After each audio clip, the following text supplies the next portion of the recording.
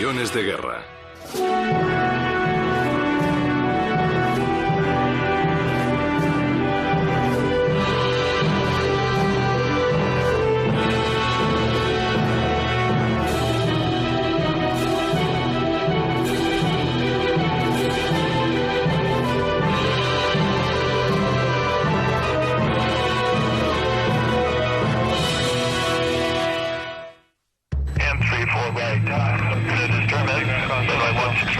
Dentro de la historia militar, la conquista del aire por parte del hombre es un logro muy reciente.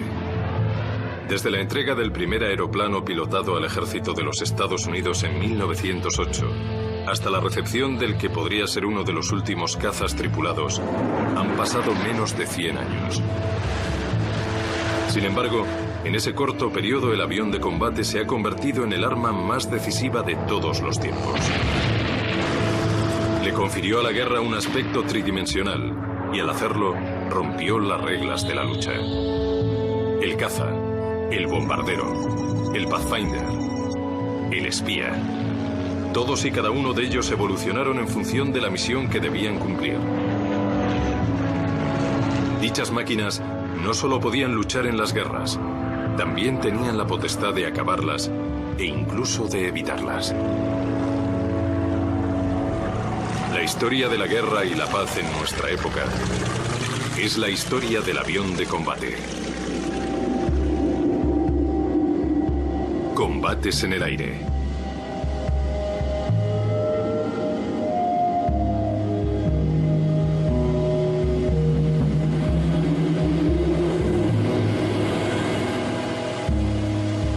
Hay quien dice que tal vez este sea el último caza que requiera un piloto. Hace ya tiempo que los aviones son capaces de volar solos y dirigirse a sí mismos. El Raptor ve e incluso puede pensar.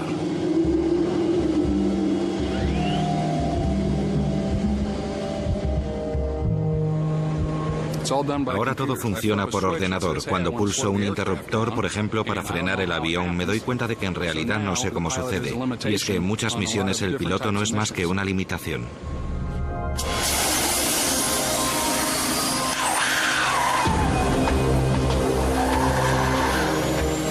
Sin embargo, al menos por el momento, hombres como Gene Hacker y sus compañeros pilotos son quienes mantienen la supremacía en el aire.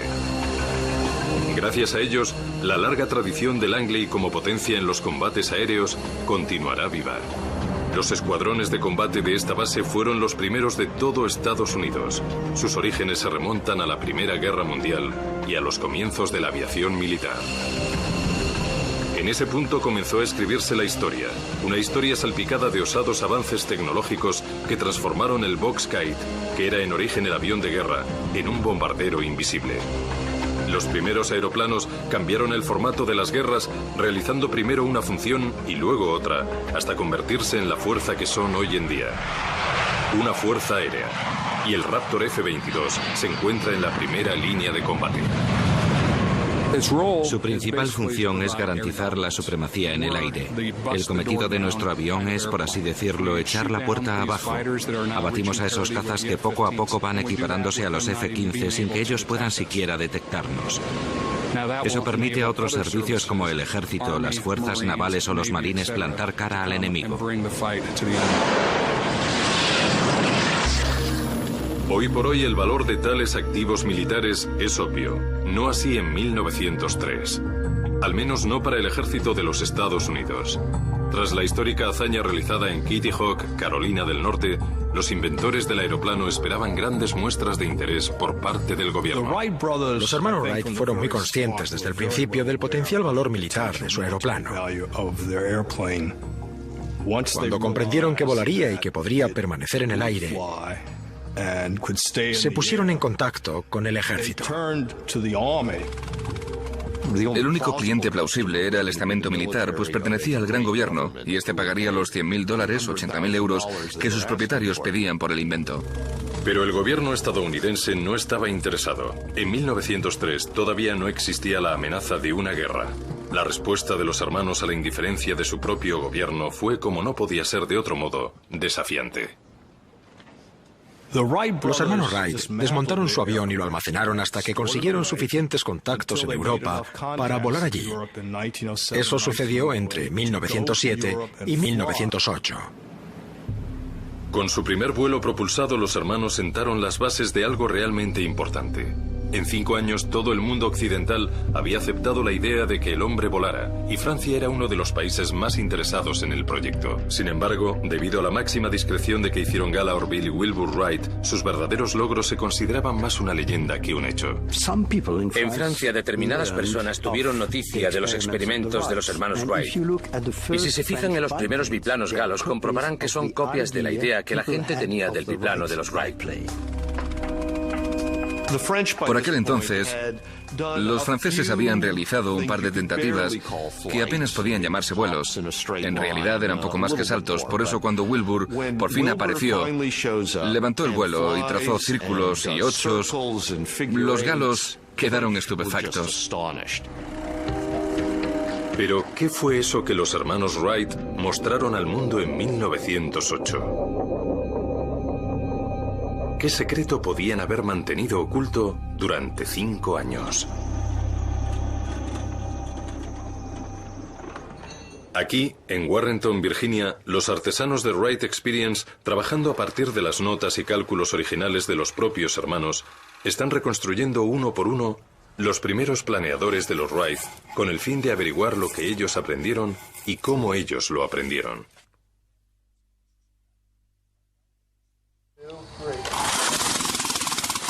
Aquellos fueron los verdaderos principios de la aviación, y todo principio es peligroso. Gracias a este proyecto somos conscientes de que los auténticos aeroplanos conllevan un riesgo auténtico. Los pioneros de la aviación de la época comprendieron que tras despegar, un avión con su motor y su piloto tendría un centro de gravedad, y que el ángulo de inclinación de las alas sería decisivo para la permanencia del aparato en el aire o su caída a la tierra.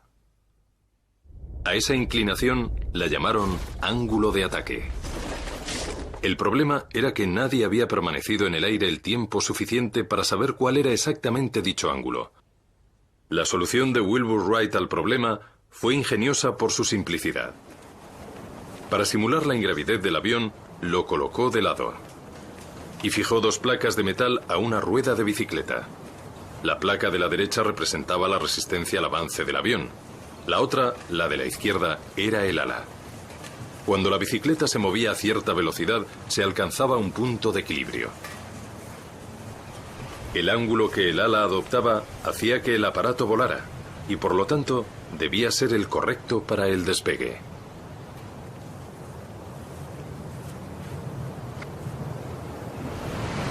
Al desplazarnos con esta bicicleta, la presión que ejerce el aire en esta placa y la elevación del ala deberían compensarse y hacer que las ruedas alcanzaran un equilibrio a unos 5 grados del centro del ala. Cuando pusieron en práctica el experimento, observaron que la distancia con respecto al centro era de unos 15 grados. Suponiendo que el ángulo de ataque fuera de 15 grados, tenían que establecer una sección cruzada del ala o plano aerodinámico. Para ello, los hermanos trasladaron su experimento del exterior al taller y a otro ingenioso dispositivo provisional. Esta es nuestra copia del túnel de viento que los hermanos Wright crearon en 1901.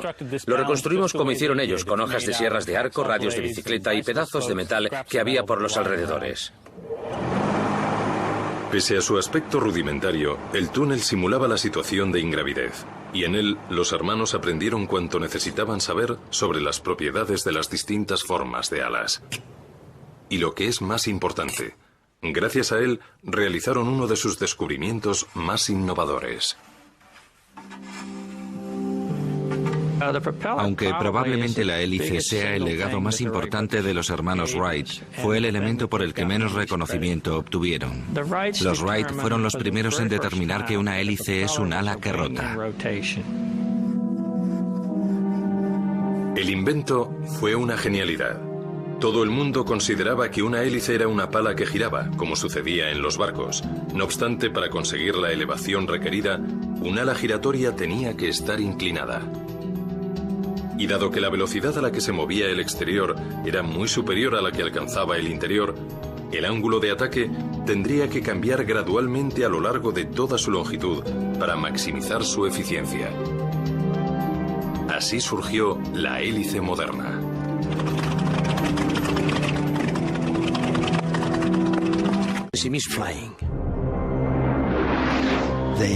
Sabían algo que nadie sabía.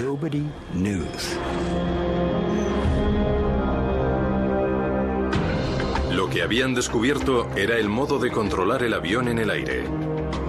A Wilbur Wright se le ocurrió la idea de girar las alas para determinar su trayectoria por el cielo. Un medio de control que sigue utilizándose hoy en día.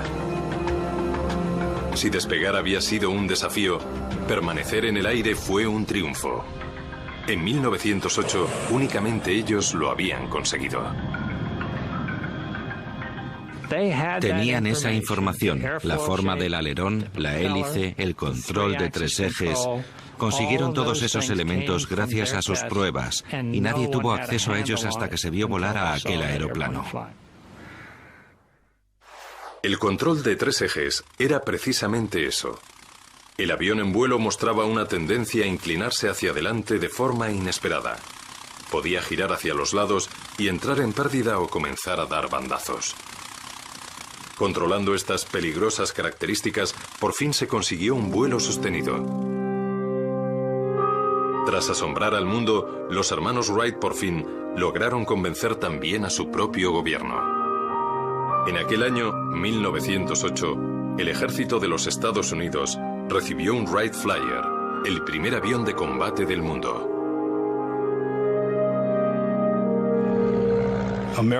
Puede que Estados Unidos sea la cuna de la aviación, pero fueron los franceses quienes criaron al niño aeronáutico, debido a todas las presiones a las que se encontraban sometidos para mantenerse por delante del resto de Europa. Los alemanes desviaban y desarrollaban dirigibles, y los británicos confiaban en que la condición insular de su territorio les protegería de todo aquello. Pero cuando Blériot sobrevoló el Canal de la Mancha, comprendieron que nada podía salvarles de la aviación. Cuando el pionero francés Louis Blériot aterrizó en Dover el 25 de julio de 1909, Gran Bretaña dejó de ser una isla. Blériot había completado aquella hazaña pese a la fragilidad de su aeroplano. No era difícil imaginar la amenaza que supondría una nave más potente. Con ella el piloto podría haber llegado a Londres, por ejemplo. Aquel hito fue un toque de atención a las potencias militares europeas. El siguiente gran desafío tecnológico de la evolución del vuelo fue el desarrollo de un motor ligero y eficiente. El motor de combustión interna todavía era un invento relativamente reciente. Hasta entonces los motores eran de acero refrigerado con agua y, como es evidente, el peso del radiador y del líquido era enorme. Hacerlos más ligeros para que pudieran utilizarse en un aeroplano fue todo un desafío. Los motores refrigerados con agua no resultaban prácticos para volar por su peso, pero existía una imaginativa alternativa.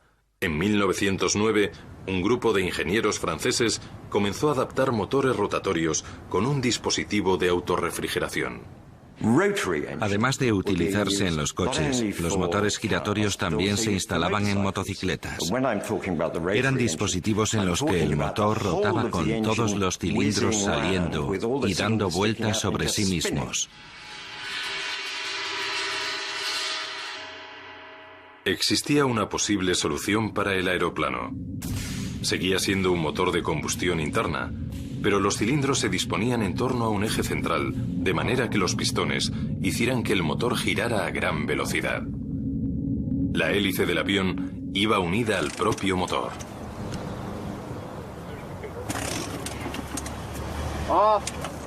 Al girar los cilindros dotados de una especie de alerones, disfrutaban de una buena refrigeración. Eso evitaba el problema de utilizar agua para bajar la temperatura del motor, reduciendo el peso de la pieza.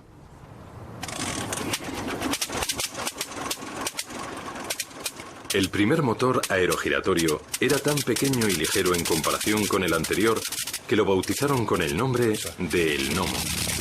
Con sus 50 caballos de potencia, el motor giratorio fue la respuesta a las necesidades del ejército.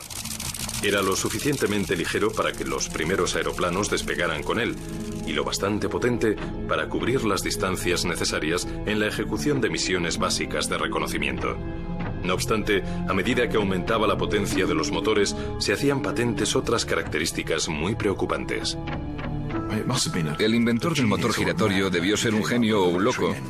Una masa giratoria de esas características desarrolla una tremenda fuerza centrífuga que convierte al avión en una máquina con un comportamiento muy interesante y sumamente difícil de manejar en determinadas circunstancias. Elementos que funcionaban bien atornillados a un automóvil o anclados al suelo responden de forma muy distinta en el aire. Y precisamente eso le sucedía al motor giratorio. Es complicado girar el aparato e inclinarlo. Y cuando lo inclinas y lo giras, la diferencia entre el movimiento pretendido y el logrado es de 90 grados. El Dr. Hugh Hunt de Cambridge sabe algo de las fuerzas que tantos quebraderos de cabeza dieron a los primeros aviadores. Puedo moverme despacio o deprisa. Esta pelota de tenis pesa unos 200 gramos y aquí tengo un lastre de 2 kilos. Bastante grande, que sin embargo puedo levantar de la mesa haciendo girar la pelota. El Dr. Hunt demuestra que la fuerza de una masa en rotación se canaliza nuevamente en un ángulo de 90 grados y se ejerce en ángulos rectos con respecto a su posición. La fuerza se manifiesta en ángulo recto al movimiento. Aquí tengo un giroscopio y en su interior un rotor bastante pesado, como este. Imaginen que el rotor es el motor.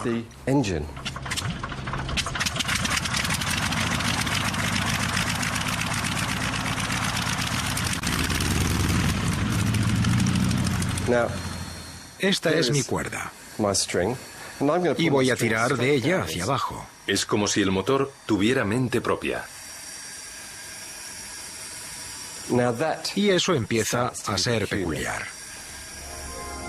El descubrimiento tuvo sus efectos más devastadores en el Sopwith Camel, un avión de combate británico. Con un enorme motor de 150 caballos y la mitad de peso que sus contemporáneos, el Camel era una máquina de combate ágil y robusta que, no obstante, se cobró un alto precio en vidas. El problema del Sopwith Camel es que pese a ser el avión que mejores resultados obtuvo en términos de victorias, la mitad de los pilotos que murieron a bordo perdieron la vida en accidentes durante el aterrizaje y el despegue porque era muy difícil de manejar. Los pilotos que entraban en combate recibían una formación mínima, por lo que su margen de error era muy reducido. Supongamos que el piloto decide girar a la derecha. El morro del avión se inclina. Y el aviador descubre que su control direccional se ha convertido en un control de inclinación. En otras palabras, en la palanca la derecha estaba abajo y la izquierda arriba. Terminas aprendiendo que si quieres tomar una cierta dirección, tienes que marcar una diferencia de 90 grados. A veces la medida más peligrosa que podía tomarse era intentar luchar contra aquello. Al tratar de responder de algún modo a lo que estaba sucediendo, el piloto provocaba un movimiento similar a este y sencillamente ya no sabía lo que hacía.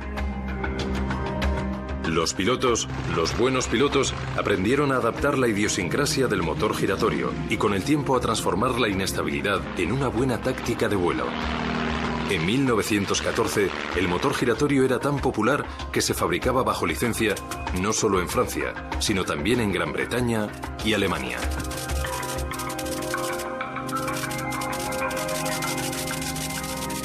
Entonces se produjo el verdadero despegue de la carrera del avión de combate. En agosto de 1914, en Europa estalló la guerra con la invasión alemana de Francia. El 2 de septiembre, un avión que volaba en solitario descubrió un gran número de soldados enemigos al este de París y alertó a los generales franceses. Poco después tuvo lugar una batalla, la del Marne, en la que los ejércitos de ambas partes excavaron profundas trincheras.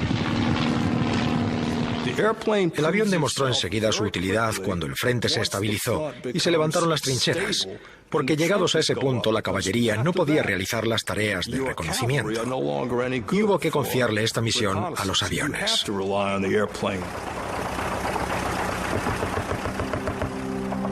La batalla en la que el avión se consolidó como activo de gran valor para la guerra comenzó pocos meses después, el 10 de marzo de 1915.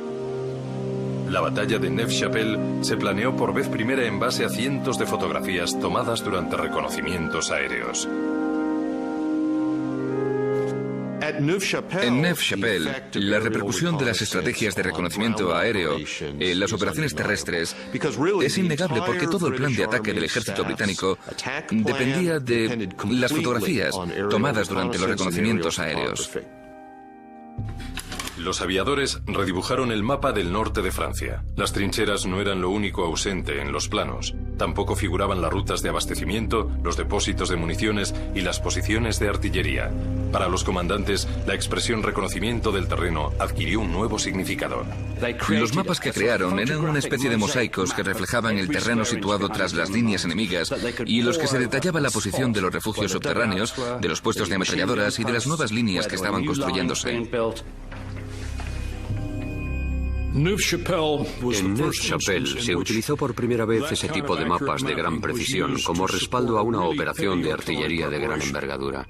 Otra función del avión, además del reconocimiento aéreo, era la detección de artillería.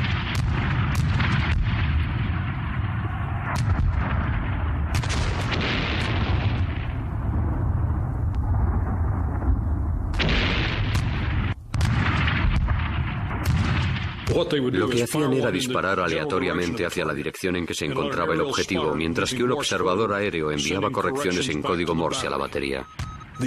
Los aviones eran los ojos de la artillería.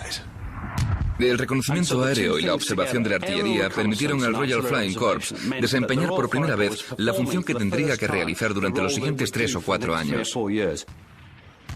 En Neuve-Chapelle, la naturaleza de la guerra cambió para siempre. La aparición del ojo en el cielo le confirió una tercera dimensión al campo de batalla, lo cual planteó a los altos mandos de ambos bandos un nuevo reto: el de cegar al enemigo. Hoy por hoy, los aviones de guerra van armados hasta los dientes. No sucedía lo mismo en la época de Neuve-Chapelle. Entonces la principal función de estas máquinas era la de informar, y las armas casi una idea de último momento. En realidad, esto es una pistola del RFC de la Primera Guerra Mundial. La parte trasera indica que le fue entregada al 48 Escuadrón en mayo de 1916. Se trata de una pieza bastante antigua. Ya en las primeras fases del conflicto disponían de escopetas, pero no causaban grandes daños. Luego alguien tuvo la idea de colocar ametralladoras en los aviones. Estas son las dos armas de que disponía el RFC cuando comenzó la Primera Guerra Mundial. Esta en particular es una ametralladora pesada Vickers, y lo que vemos debajo, una Lewis refrigerada con aire, que en realidad es más un rifle que una ametralladora. Por lo general, la Lewis se colocaba detrás del piloto sobre un soporte de forma redondeada desde el que podía manejarse con gran facilidad. A veces se ubicaban también en el ala superior, sobre el arco de la hélice, pero era muy incómodo acceder a ellas y no funcionaban demasiado bien. El artillero tenía que ponerse en pie, apuntar con el arma al avión que era su objetivo y también arreglar la ametralladora cuando se bloqueaba, lo cual era bastante frecuente, y todo eso con vientos de más de 80 kilómetros por hora. Existía además otro problema, y es que aunque lo más lógico hubiera sido dirigirse hacia el blanco con el avión, resultaba imposible disparar la ametralladora a través de la hélice, pues las balas podían destrozarla. Todas las partes implicadas en el conflicto se lanzaron frenéticamente a la carrera para desarrollar una ametralladora segura que pudiera disparar desde una posición frontal. El primero en lograrlo dispondría del primer caza del mundo, y el primero en obtener resultados fue un hombre que, pese a llevar poco tiempo trabajando en aquello, era ya una celebridad en la esfera de la aviación previa a la guerra. La idea de crear un avión de combate surgió en la mente de un aviador francés del periodo anterior a la guerra llamado Roland Garros, un hombre extremadamente patriótico a quien no complacía en absoluto que los alemanes invadieran su país, por lo que se decidió a buscar una forma de venganza en el aire. Roland Garros hizo que su mecánico instalara unas placas de metal en la parte trasera de una hélice situada precisamente en la línea de fuego de una ametralladora que se fijaría a su avión. Al disparar, si había suerte, la bala atravesaba el disco de la hélice sin tocarla. En el caso contrario, golpeaba en la placa deflectora y esta desviaba el proyectil. La solución de Garro era rudimentaria en extremo, pero funcionó. Cuando vieron que aquel monoplaza volaba directo hacia ellos, debieron creer que estaba loco. Probablemente pensarán, cuando le veamos levantarse sosteniendo la ametralladora pasaremos a la acción. Pero jamás se levantó. Garro dejó completamente atónitos a los alemanes y derribó varios aviones con su extraña técnica. Había transformado el avión en una ametralladora voladora. En poco más de 2 semanas, Garro abatió 3 aviones alemanes. Pero pronto se le acabó la suerte. El 18 de abril de 1915 le alcanzaron las baterías terrestres y tuvo que aterrizar tras las líneas enemigas con su arma secreta intacta. Los alemanes decidieron que lo mejor que podían hacer con aquello era entregárselo a uno de los pocos diseñadores de aeroplanos ligeros, como los que usaban los franceses, que militaban en sus filas. Ese diseñador no era otro que Anthony Fokker. Anthony Fokker le dio al invento de Garro un nuevo toque que haría inevitable la guerra en el aire. Sincronizó el arma con la hélice. Cada vez que una de las aspas de la hélice pasaba, la ametralladora disparaba y así sucesivamente. Con el llamado engranaje interruptor se solucionó el problema. En la actualidad, partiendo de determinados documentos y escasos fragmentos, podemos reconstruir uno de los últimos engranajes interruptores que inspiró el invento de Fokker. En este caso, se trata de un sistema hidráulico. El dispositivo consistía en unos pistones que operaban desde las levas del motor, algo muy similar a lo que sucede en el sistema mecánico. La diferencia estaba en que había cables hidráulicos a presión conectados a un pistón situado en lo alto de la ametralladora que evitaba que ésta disparara cuando las aspas de la hélice estuvieran en medio. Disparo, disparo, disparo, disparo. Y así sucesivamente. La bala pasa por la zona marcada en rojo.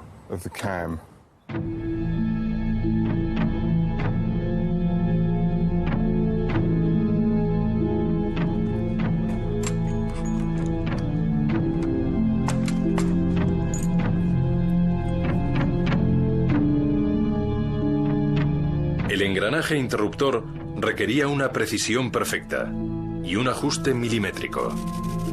El aviador se jugaba la vida cada vez que lo utilizaba.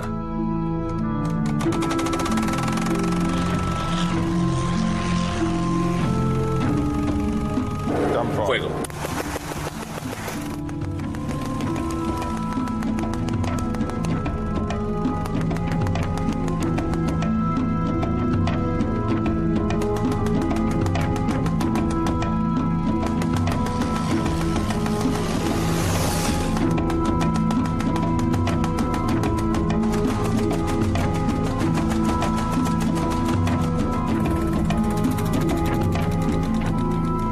Los alemanes se impusieron en la carrera por diseñar el primer caza del mundo, un monoplano conocido como Fokker E.1 o Eindecker. Este avión sembró el caos en los cielos del norte de Francia durante todo el verano de 1915, por lo que aquella etapa del conflicto llegaría a conocerse como el azote de Fokker. Esos fueron, en cierto sentido, los primeros aviones de combate, pues disponían de una ametralladora sincronizada situada en posición frontal. Entonces comenzó verdaderamente la guerra aérea. Durante el llamado azote de Fokker, a los franceses y los británicos les resultó complicadísimo realizar tareas de reconocimiento aéreo. Fue extremadamente efectivo. Los alemanes dominaron por completo el arte de la guerra durante varias semanas o meses, hasta que desarrollamos nuestro propio sistema. Al final, fueron tan solo varias semanas. En 1915, de los tableros de dibujo salían diseños de aeroplanos casi a diario. Y el Eindecker no era un gran aeroplano. En la Universidad de Washington, un grupo de estudiantes de aeronáutica está a punto de realizar pruebas de estabilidad en un Eindecker de tamaño reducido. En 1915, no existían túneles de viento a esta escala, pues de lo contrario, enseguida se hubieran descubierto las deficiencias de Leindecker. Las tácticas a las que solían recurrir los aviones de combate eran la velocidad y una gran flexibilidad para poder ir y venir, es decir, para despegar y aterrizar sin problemas, por lo que una sólida estructura resultaba de gran ayuda. Los estudiantes están a punto de probar la capacidad de Leindecker para cumplir dichos requisitos. Adelante, despegando. Las alas están posicionadas en su ángulo de ataque, por lo que el avión se eleva. Para volar, las alas han de adoptar un ángulo de ataque, que es la posición frente al flujo de aire que viene en dirección contraria. Pero cuando un piloto comienza a ascender, hay que aumentar el ángulo de ataque. Aplicando las teorías básicas de los hermanos Wright y aumentando levemente el ángulo de subida, el Leindecker se encuentra en problemas. Pierde elevación a toda velocidad y pronto entra en pérdida.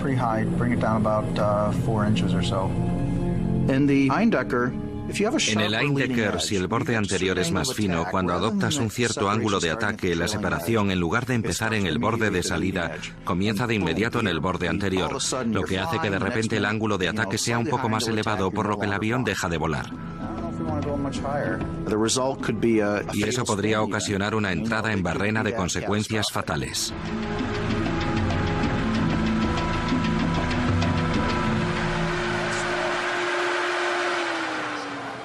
Abrupt stall. That was like, wow. Been surprised. El primer avión de combate del mundo era tan peligroso para su piloto como para el enemigo. Un aeroplano como el Leindecker no pudo competir con otro que salió menos de un año después. De hecho, ni siquiera podía compararse a sus contemporáneos. Lo único que marcaba la diferencia era aquella ametralladora frontal. El reinado de Leindecker tocaba a su fin, no así el de su innovadora ametralladora.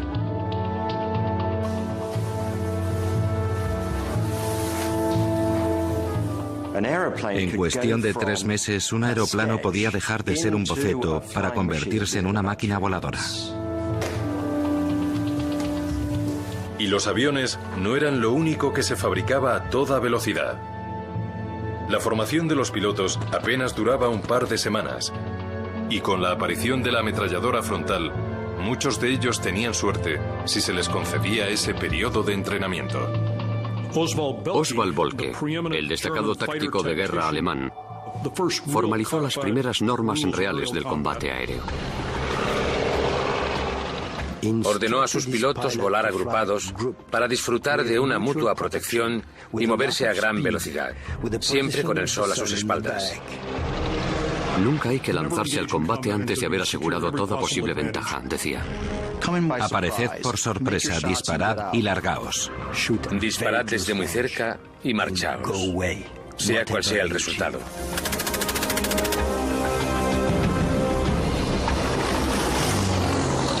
Había dado comienzo una nueva era, la era de los ases de la aviación, caballeros del cielo que libraban un combate mortal. Todos los países tenían su campeón, cuyas hazañas seguían con interés. En Gran Bretaña hubo gente como Billy Bishop, quien abatió el solo 72 aeroplanos enemigos, o Albert Ball, cuya marca fue de 44. Los ídolos de Francia fueron René Fonck y Georges Guynemer, quienes se deshicieron de 75 y 53 adversarios respectivamente. Y el de los estadounidenses, Eddie Rickenbacker, de quien se decía había derribado a 26 enemigos. Alemania tenía a Oswald Bölke, con 40 blancos, y al más extraordinario as de la aviación, Manfred von Richthofen, el legendario Barón Rojo, con 80 aviones abatidos a sus espaldas. Lo del as fue una invención propagandística, buena para la moral de la población y para la leyenda. Por eso todos los países encumbraron a sus ases de la aviación. Los ases del combate aéreo tenían una gran influencia. Podían ir a las fábricas y dirigirse a los cuerpos de inspección de armas para solicitar cambios. Su necesidad constante de aviones más rápidos y potentes impulsó el diseño aeronáutico. En cuestión de 2 o 3 meses, un aeroplano que se encontraba en la cima de su rendimiento y el mejor avión de combate del frente quedarían anticuados con la aparición de nuevos diseños. El propio Richthofen influyó en el desarrollo del nuevo triplano de Anthony Fokker. Georges Guynemer, el as francés, hizo que construyeran su propio Spad en torno a la ametralladora. Aquel era un concepto totalmente nuevo en el diseño de aviones de combate, pensado especialmente para responder a las necesidades de la misión y a las exigencias del aviador.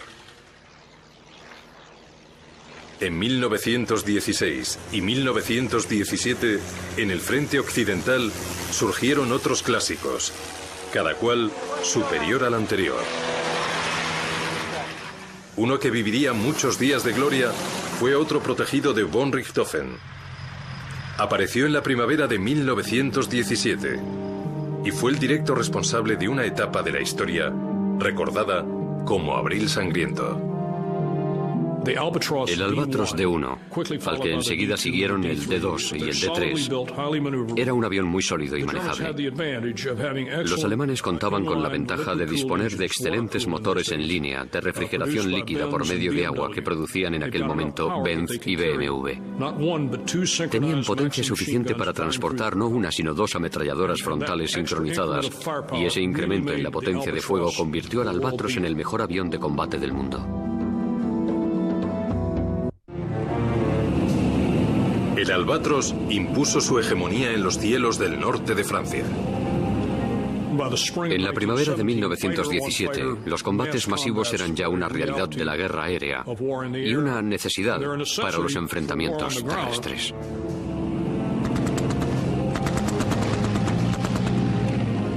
Las fuerzas aéreas alemanas estaban bien equipadas con aviones de combate Albatros y podían causar estragos en los efectivos del Royal Flying Corps.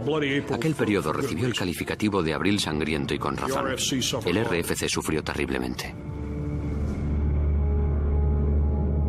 El Royal Flying Corps jamás olvidaría aquel Abril Sangriento. 139 aviones se perdieron en combate, más que en ningún otro mes de la guerra. El avión se había convertido en un arma real que recrudeció la guerra en el aire.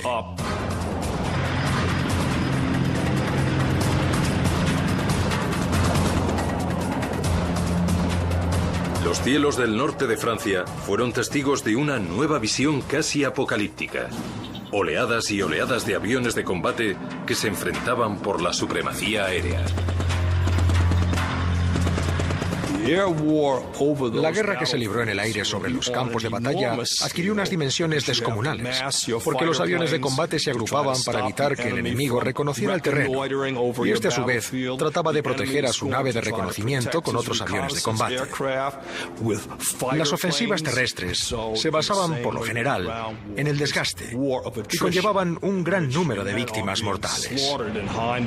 A partir de entonces, la guerra aérea empezó a convertirse también en una guerra de desgaste.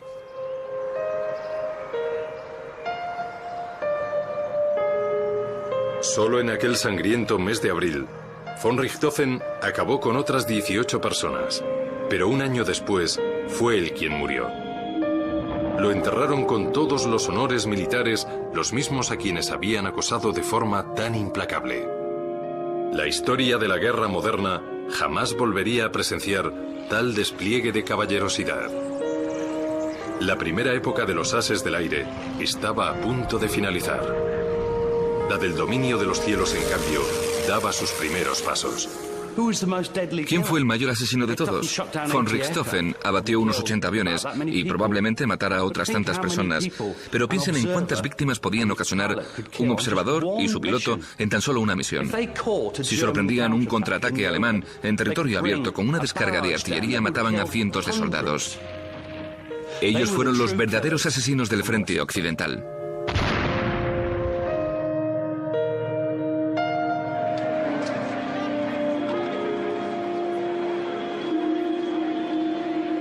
El avión de combate inflamó la imaginación del público como el avión de reconocimiento jamás lo haría. Pero mientras la gente lloraba la pérdida de sus héroes nacionales, los tácticos militares de ambos bandos tomaban conciencia de la letal eficiencia de la potencia aérea en todos sus aspectos. Desde antes incluso de que comenzara la guerra, A los militares les obsesionaba la posibilidad de destinar los aviones a una tarea, el bombardeo.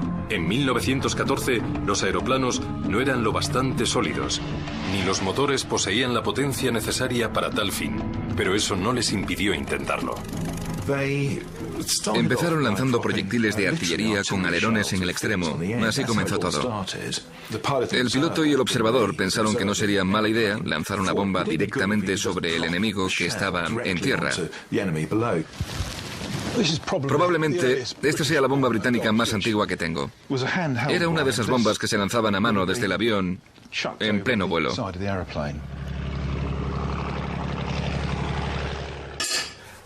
Aquí dentro hay una hélice sujeta con un cablecito. Al lanzar la bomba, el cable se rompía y hacía girar la hélice, armando así el sistema de detonación del artefacto. Poco a poco las bombas fueron avanzando y se hicieron más pesadas, por lo que soltarlas a mano desde el avión dejó de ser una opción práctica. En 1914, en el frente occidental, seguían sin tener nada lo suficientemente grande o potente para transportar cargamentos de bombas. No sucedía lo mismo en el este, donde los alemanes libraban una guerra diferente. Se enfrentaban a los problemas que les ocasionaba la inspirada, colosal y casi futurista creación de un soñador, el joven Igor Sikorsky. Antes de que empezara la guerra, Sikorsky había ideado algo que incluso a nosotros nos parece el prototipo de un bombardero pesado. Se trataba de un avión de 4 motores, algo extraordinario en la época, capaz de recorrer largas distancias y que además podía transportar a 10 personas y un cargamento considerable. El Ilya Muromets era extraordinario para su época, pues tenía una cabina cerrada y un compartimento de pasajeros, en el que había una mesa vestida, sillones de mimbre e incluso luz y calefacción. Algo inusitado en el año 1914. Además, se podía salir a la parte superior del fuselaje y permanecer allí mientras el avión volaba a alturas de entre 900 y 1500 metros.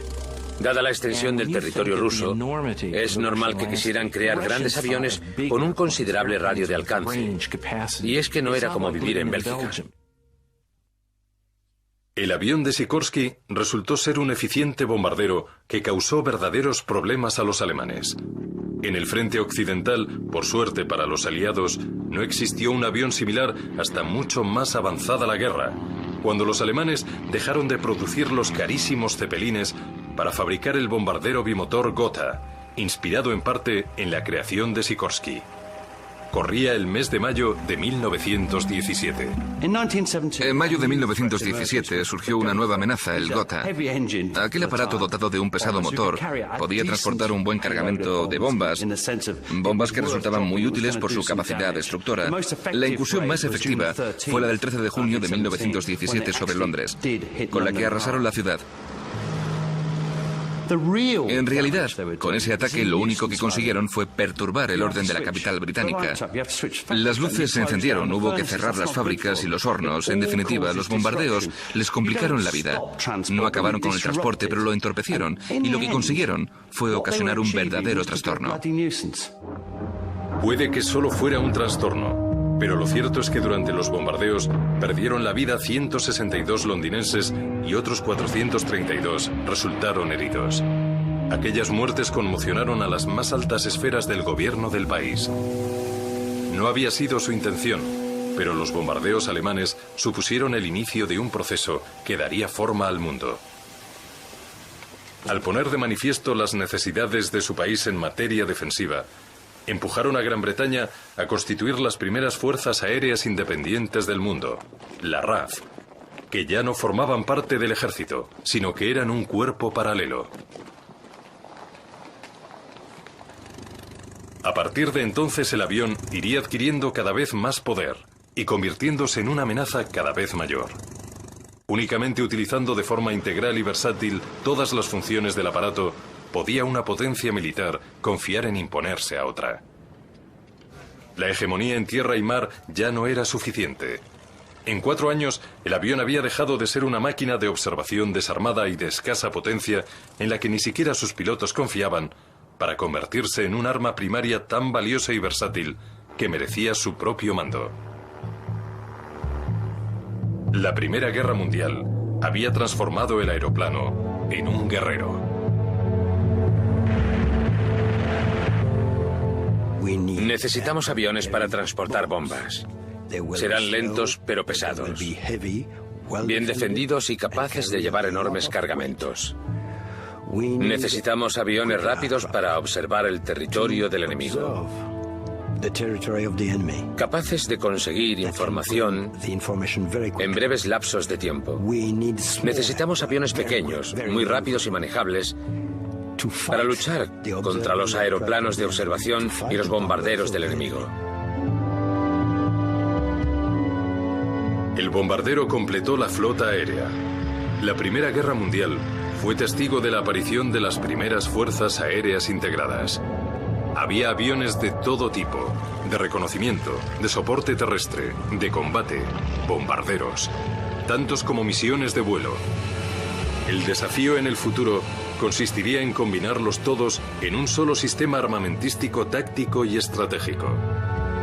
Una vez alcanzada esa meta, el avión de combate no solo determinaría su rol en la lucha, sino que establecería la era del dominio del aire.